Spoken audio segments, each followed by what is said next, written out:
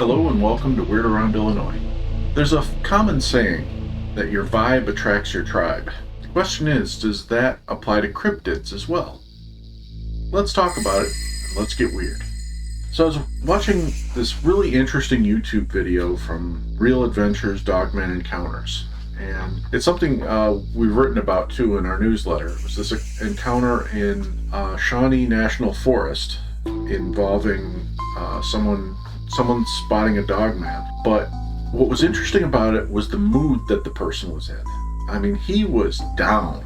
I mean, he just lost his girlfriend. He was having trouble on his job and just kind of, really down on himself and down on life in general. It just so happened that the forest was someplace he liked to go when he hit that low level.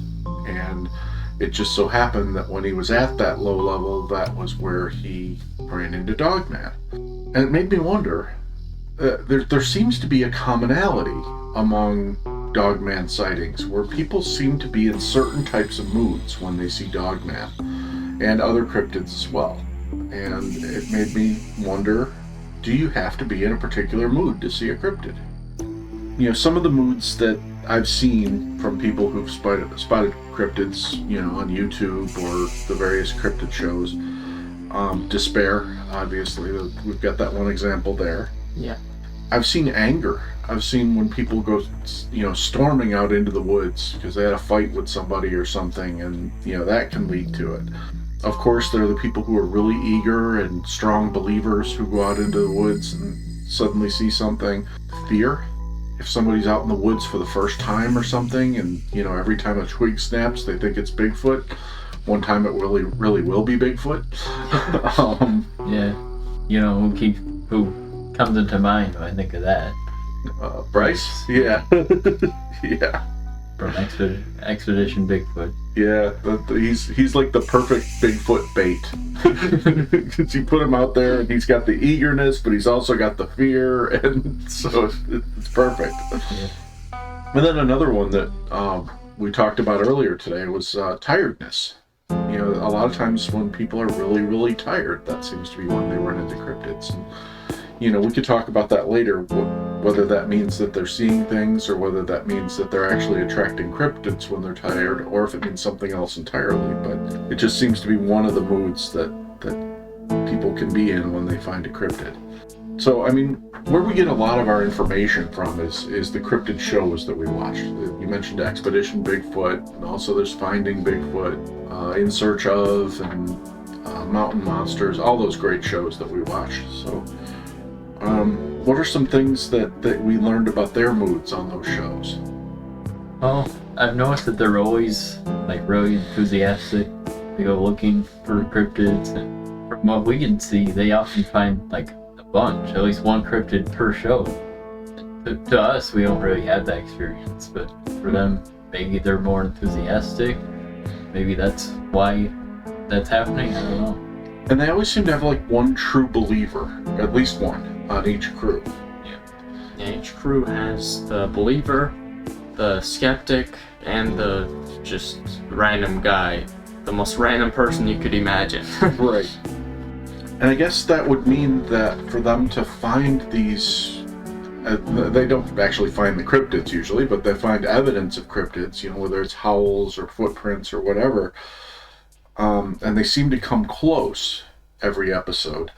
That must mean that their intent isn't as important, because they're basically doing it to get a paycheck. They're doing it, and I know Bryce and Ronnie and people like that are really passionate about Bigfoot, but the crew isn't. The ones carrying the camera, poor what was his name, our favorite cameraman? Zach the cameraman. Yeah, Zach. Yeah, Zach the cameraman. I gotta believe he's just out there thinking, hey, I gotta get over to Dirty Jobs in 6 hours. Can we wrap this up? Yeah. But, still, they're still seeing stuff. So, yeah.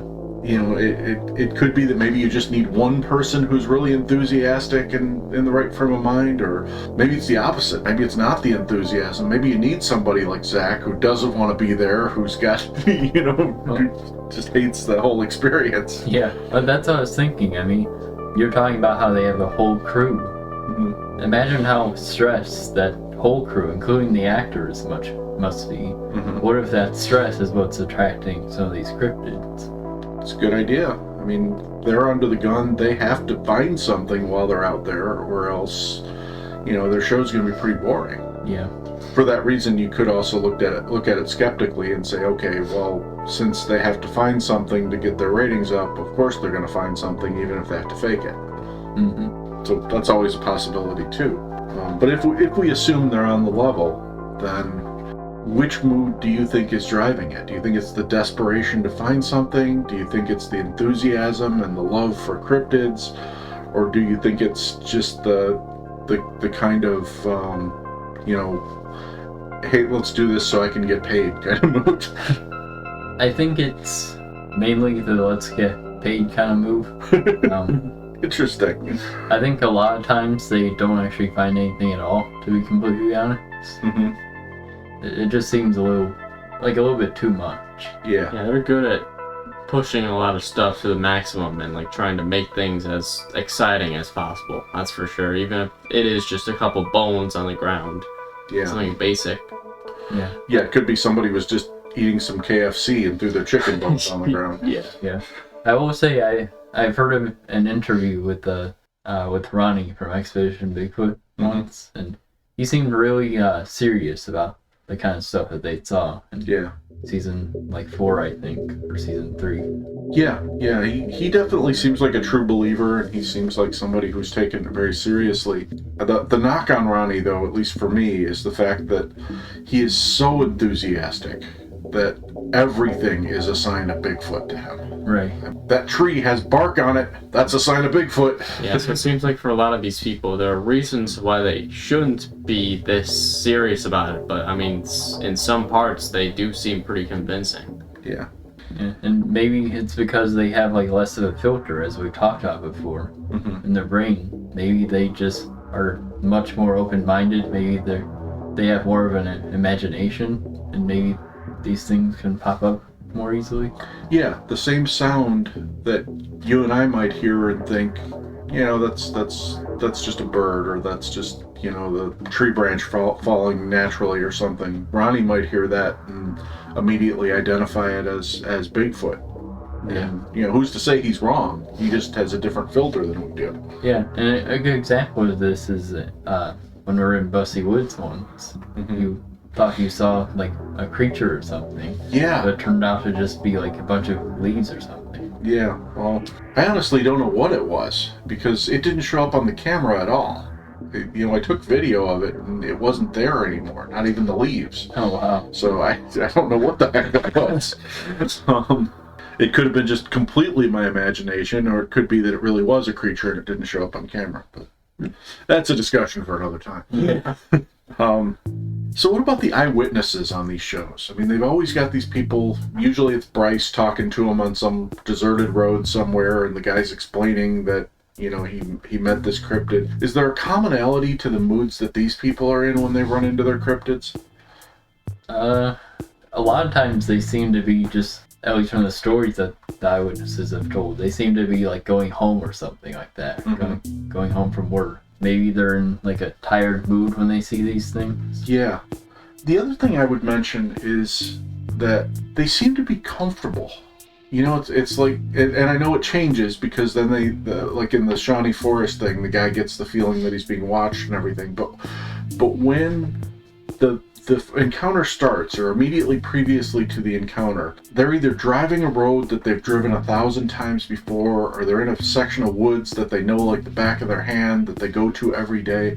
It's almost like they have to be relaxed before the build up to the cryptid sighting. Yeah, it's possible. That would explain most of the cryptid shows, because if they've done it a lot, then they're pretty much used to how the process goes. Yeah. Maybe they're more relaxed. Good point. And I guess that could explain why we haven't had as many productive cryptid hunts, because we rarely go to the same spot multiple times, so we rarely develop that comfort zone, and you'll work on that. I mean, there's a couple places we'd like to visit again, but there are a couple things I think working against us. I mean, first of all, I don't want to speak for you two, but I don't feel like any of us are true believers, at least not yet. No, I mean, not. yeah, I mean, we're open-minded, and certainly I would love to see a Bigfoot or a Dogman or a Mothman. I feel like that would be such a rewarding experience just to know, but I haven't done it yet. So yeah, we've been trying to set ourselves up for, or like get us in the correct condition to find that kind of time and place to find a Bigfoot or something, but yeah, we haven't found much. Yeah, it's just strange that we've never like found even much evidence that these things could be real. yeah, I mean, probably some of the best evidence we found was in around Bray Road, where we found that downed tree with the claw marks on it. Yeah. I thought that was really good. There was a little bit of stuff by Holy Hill that was a little odd, but yeah, I mean, there was never anything that we saw that it was like, okay, there was no way, absolutely no way this was done by anything but Dogman or Bigfoot, or, you know, there was never anything that couldn't have been explained by something other than a cryptid. Yeah, and what could turn the table for that is maybe some proper eye shine or some mysterious figure on the thermal. Mm-hmm. There's so many opportunities for this to perhaps happen where we could see some evidence of something, but Yeah. it hasn't come up yet. And that's for cryptids specifically. Yeah, and, you know, we always thought that our problem was technology. You know, we always felt like if we just got this night vision camera or this thermal camera, then, you know, now we're like the pros. Now we're sure to find what we're looking for. But maybe part of it is our mood. You know, maybe part of it is that, you know, we're not comfortable in these environments because we don't go there very often. We don't blend into the forest like we live there. And so maybe in some ways we're scaring the cryptids away. Yeah. Although I will say, from the places where we have found things, it seems like the more confident we are that we find something, the more likely we are to find it. You know, like I mentioned Bray Road. I mean, we knew from day one that this is the spot. So I think we would have been stunned if we didn't find something in Bray Road. And yeah, we found a couple things. I think we've been there 3 times now, and 2 of them I felt were productive. The third one, it was raining so hard, Dogman could have been standing next to us and we wouldn't have known. What about the psychological component of this? I mean, is the mood really affecting our ability to attract a cryptid, or is the mood just affecting us in such a way that we're thinking we're seeing cryptids? Well, mood can certainly lead to seeing things wrong. I might even say delusion at some points. I mean, if you're sad, which is the primary thing we've mentioned in terms of moods when people see these things, I mean, you could certainly see things morphed in a different way. You know, I recently we've seen an owl on a rooftop, and you know, if I were sad and like going all over the place and my eyesight was blurred, that could have looked like something completely different out of this world. Mm-hmm. But if I were to see it seriously, like I did, it just looked like an owl normally. So I mean, psychologically, that would it would prove that sometimes emotion can get in the way of seeing real things. Mm-hmm. So that could possibly explain why some things could be perceived wrong. And it could be that, like, if you're excited to see something, that could prompt into an encounter too. Absolutely. I remember when I saw that owl that you're talking about, I was in a pretty good mood that night, so it was very interesting. Same with the cryptid, like the little amount of evidence that we've seen. Mm-hmm. For those expeditions, I was in a good mood. Yeah. Yeah, confidence, excitement, anything like that can definitely make you also like oversee things in a way. It can. It also makes you look harder, though. Like, I mean, we talked about some of our more productive trips. You know, we've had some less productive trips, too, and we've had them where, you know, we really weren't in the mood. You know, we either went out there and, you know, you had homework to do, or I had to go to work early the next day or whatever, and we just weren't into it. And we would go out and we would take a cursory look around somewhere. None of us expected to find anything, and none of us were really into it. And it was like, yep, nothing here, let's go. Yeah, that's why you don't want to rush things like, I guess, cryptid hunting in a way. Mm-hmm. you gotta have some patience and not expect too much, but at the same time, just be curious. I mean, that would probably be the best trait at the moment. Yeah. And I think it's something we should do more, like in the future with our cryptid hunts. Be more patient with them. I agree. Because I think for the last couple of years we've been kind of like going fast paced and trying to go there real quick and then go home so we could do whatever else we have to do. Yeah, and sometimes it's because the places we're going actually have time limits. I have found a couple local locations that have a lot more generous time limits so that we've got more time there after dark. I think that's the key, because we've spent time at these places, decent amounts of time during the day, but nobody really sees most of these cryptids during the day, so it's kind of a waste of time. And then, as soon as the sun goes down, we're down to minutes before we have to be out of there. Yeah, go to Huracan Marsh again. Yeah. That closes at 9, right?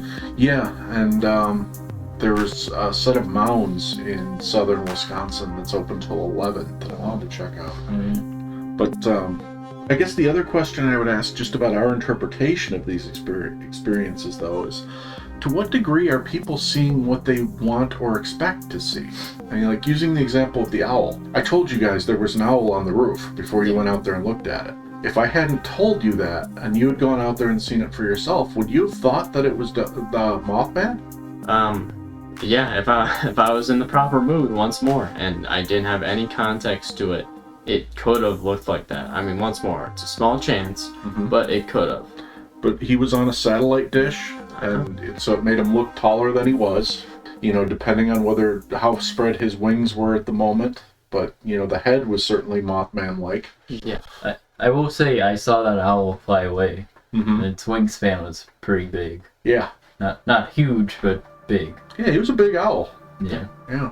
When you expect to see something, or you're intentionally looking for it, sometimes your mind will play tricks on your sight to where you'll accidentally see something, like a big tree trunk will look suspicious, and then you look at it directly and focus more, you'll see the truth that it's just a tree stump.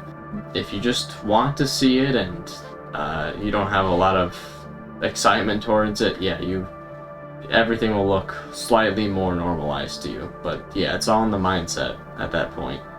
Being tired affects that a lot too. It does. Yeah.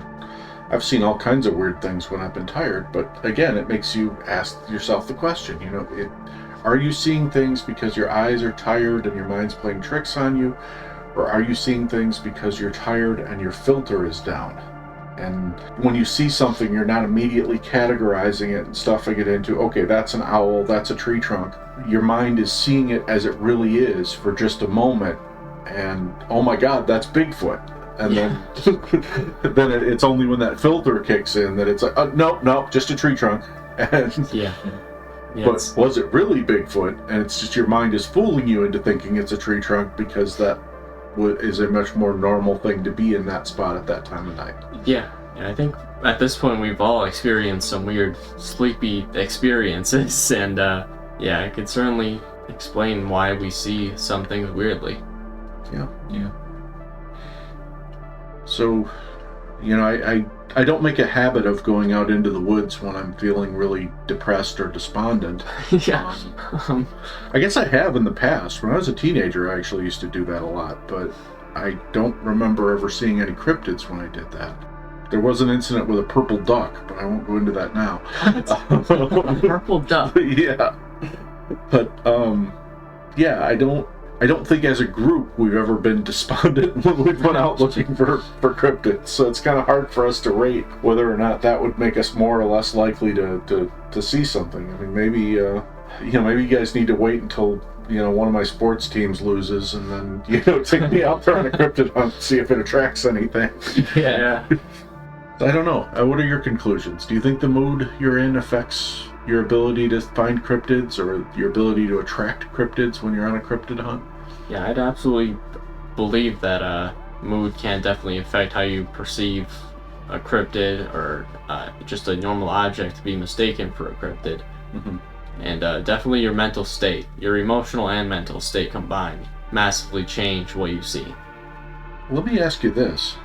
Is it possible that most cryptids I think we think of as predators is it possible that your emotional state or mental state can actually make you appear more like prey to them? Is it possible that if you're not entirely in your right mind, if you're depressed, if you're sad, if you're tired, that suddenly you look like an easier target? Or maybe you look like less of a threat to these creatures than you do if you're 100% sharp and wired and seeing everything perfectly when you're out there. It's funny you mentioned that, because that's basically exactly what I was thinking. Like, maybe these things can actually, like, sense your mood, and maybe they try to attack you or intimidate you. Like Dogman. Maybe Dogman could sense if you're tired or sad or whatever, and they'll, like, stare at you and intimidate you. And if they see that you might be a threat, they'll just stare at you but not actually attack you. So would that be like telepathic? They could read your mind in a sense? Maybe it's that. Maybe they read your mind, or maybe they're just really good at reading body language. Maybe. I mean, a lot of people can tell if you're angry or sad, or your mood is affected in any way just by looking at you. Maybe they're really good at that.